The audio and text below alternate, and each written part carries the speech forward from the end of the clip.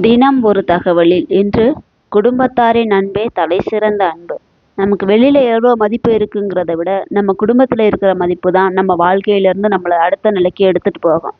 இன்னைக்கு சண்டே மீன் குழம்பு வைக்கலாம் அப்படின்னு சொல்லிட்டு மீன் மார்க்கெட்டுக்கு மீன் வாங்க போயிட்டேன். இங்கே இருந்ததே இந்த ஒரு 4-5 வகையான மீன் மட்டும்தான் இருந்துச்சு. நம்ம இந்த மீன் தான் வாங்கினோம், வவ்வால் மீன். இந்த மீனில் 1 கிலோ வாங்கினோம். நம்ம 1 கிலோ எடுத்து ஒரு மீன் செலக்ட் பண்ணி எடுத்து கொடுத்தோம். அதை அவங்க வெயிட் போட்டுட்டு அதை நீட்டாக க்ளீன் பண்ணி குட்டி குட்டியாக நமக்கு தேவையான சைஸில் கட் பண்ணி கொடுத்துட்டாங்க. பொரியலுக்குன்னு சொல்லியிருந்தா நெட்டு நெட்டாக நம்ம குழம்பு வைக்கிறதுனால நமக்கு இந்த மாதிரி துண்டம் துண்டமாக போட்டு கொடுத்துட்டாங்க.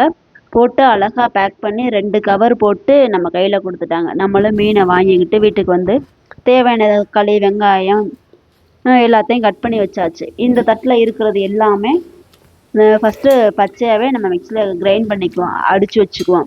தேங்காய் ஃபஸ்ட்டு டைமாக நான் இவ்வளோ பெரிய பூண்டு உரிச்சிருக்கிறேன். இதுக்கு முன்னாடி நான் உரித்த பூண்டு எதுவுமே இவ்வளோ பெருசாக இருந்தது இல்லை.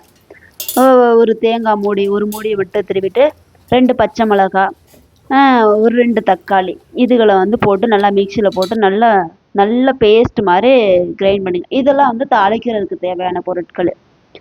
இதை இப்போ மிக்சியில் அடிக்கிற பொருளை தனியாக எடுத்துட்டேன், தாளிக்கிற பொருளை தனியாக எடுத்துட்டு ஒரு ஸ்டவ்வை பற்ற வச்சு ஒரு வானலில் அடுப்பில் வச்சு அதில் ஒரு 1.5 கரண்டி அளவுக்கு, நல்லா கொஞ்சம் பெரிய கரண்டியில் 1.5 கரண்டி அளவுக்கு நம்ம எண்ணெய் ஊற்றி எடுத்துக்குவோம். எடுத்துக்கிட்டு எண்ணெய் காய்கிறதுக்குள்ளே நம்ம இதை நல்லா மிக்சியில் போட்டு நல்லா ஃபைன் பேஸ்ட்டாக அரைச்சி எடுத்துக்குவோம்.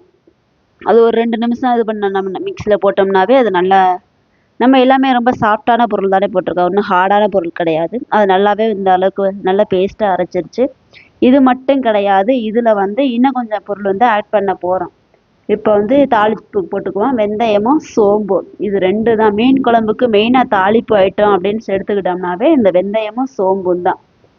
நல்லா எண்ணெய் காஞ்சிருந்ததுக்கு அதுக்கும் போட்ட உடனே நல்லா பொரிஞ்சிச்சு. இதில் நம்ம பேஸ்ட் அரைச்சி வச்சுருக்கிறதுல மறுபடியும் சோம்பு கொஞ்சமும் சீரகம் கொஞ்சம், நம்ம கட் பண்ணி வச்சுருக்கிற கொத்தமல்லி புதினாவில் கொஞ்சம் கொஞ்சம் ஆட் பண்ணி நல்லா இதையும் நல்லா பேஸ்ட்டாக அரைச்சி எடுத்துகிட்டு வந்துக்குவோம். இப்போ நமக்கு இது ரெடியாக இருக்கும். வெங்காயம்லாம் பொரிஞ்சு வெந்தயம் பொரிஞ்சு நல்லா இருக்கும். அந்த நேரத்தில் நமக்கு கொஞ்சோண்டு இதை சேர்த்துக்குவோம். வெங்காயம், சின்ன வெங்காயம் சேர்த்து நம்ம செய்யும்போது குழம்பு ரொம்ப டேஸ்ட்டாக இருக்கும், அருமையாக இருக்கும். எப்போ நான் மீன் குழம்பு வைக்க போனாலும் மாங்காய் போட்டு செய்யணும் அப்படின்னு ரொம்பவே ஆசைப்படுவேன். ஆனால் சீசன் இல்லாமல் போயிடும், இல்லைன்னா மாங்காய் கிடைக்காது. இந்த டைமும் அதே மாதிரி போயிடுச்சு. நம்ம வீட்டில் அரைச்ச சாம்பார் தூள், குழம்பு தூள், இதுகளையே மஞ்சள் தூள் போட்டு தனி மிளகாய் தூள் இதை வச்சே நம்ம குழம்பு வைக்கலாம். கடையில் போயிட்டு மீன் பொடி, கறி பொடி, ஃபிஷ் பொடி, ஃப்ரை பொடின்னு சொல்லி தனித்தனியாக கடையில் இருக்கிற பொடியெல்லாம் வாங்குறத விட நம்ம வீட்டில் இருக்கிற பொருட்களை வச்சே நம்ம சூப்பராக செஞ்சிடலாம். அது அவ்வளோ டேஸ்ட்டாகவும் இருக்கும், நம்ம உடம்புக்கு ஹெல்த்தியாகவும் இருக்கும். அரைச்ச பேஸ்ட்டை இப்போ நம்ம உள்ளே ஊற்றிட்டு மிக்ஸி அங்கங்கே ஃபுல்லாகவே பிடிச்சிருக்கும், அதெல்லாம் கழுவி எடுத்து இதில் ஊற்றிடுவோம். ஊற்றுறதுக்கு முன்னாடி இதை கொட்டிட்டு இந்த பச்சை கலர் கொஞ்சம் நமக்கு சேஞ்ச் ஆகணும், குழம்போட நிறம் கொண்டுட்டு வரணும். அந்த அளவுக்கு நம்ம இதை நல்லா கிண்டி விட்டு எடுத்து வச்சுக்குவோம். அதுக்கப்புறமா அந்த கரைச்சதெல்லாம் ஊற்றிக்கலாம். புளி கரைச்சது இந்த மிக்ஸிக்குள்ள உள்ள தண்ணியெல்லாம் ஊற்றிக்கலாம். இந்த ஸ்டேஜில் கொஞ்சோண்டு கொத்தமல்லியும் புதினாவும் போட்டு நல்லா கிண்டிக்கிட்டே இருந்தோம்னா நல்லா எண்ணெய் பிரிஞ்சு மேலே வரும்.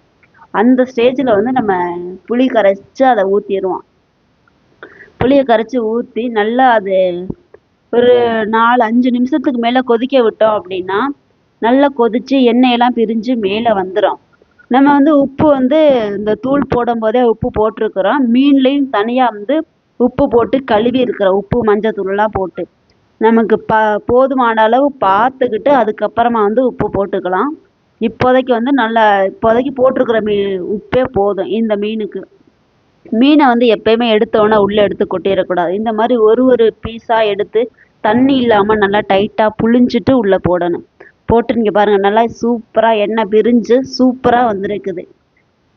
கொஞ்சம் அடியில் தான் பிடிச்சிருச்சா என்னன்னு தெரியல, கரண்டி வச்சு கிண்டவே முடியலை. சரி ரொம்ப போட்டு கிண்டினோம்னா மீன் ஃபுல்லாக உடச்சிருவோம் அப்படின்னு சொல்லிட்டு ஒரு 2 நிமிஷம் கழிச்சு 2-3 நிமிஷம் கழித்து அடுப்பை சிம்மில் வச்சு ஒரு 7-8 நிமிஷம் இருக்கும்போது மீன் சூப்பராக வெந்துடும். இதே நேரத்தில் சுட சுட சாப்பாடையும் வடித்து நம்ம சுட சுட சோறு சுட சுட குழம்புன்னு சாப்பிடும்போது அவ்வளோ அருமையாக இருக்கும். மீன் குழம்பு வந்து பழசு பட்டாதான் நல்லா டேஸ்ட்டாக இருக்குன்னு சொல்லுவாங்க. என்ன கேட்டால் மீன் குழம்பு வந்து வச்ச உடனே சாப்பிட தான் மீன் வந்து எடுத்து புட்டு சாப்பிட்றதுக்கு வந்து நல்லா இருக்கும். நேரம் ஆக ஆக மீனோட மொத்தமும் கரைஞ்சு குழம்பு தான் குழம்பு நல்லா இருக்கும். ஆனால் மீனை வந்து நம்ம சாப்பிடவே முடியாது. Okay bye.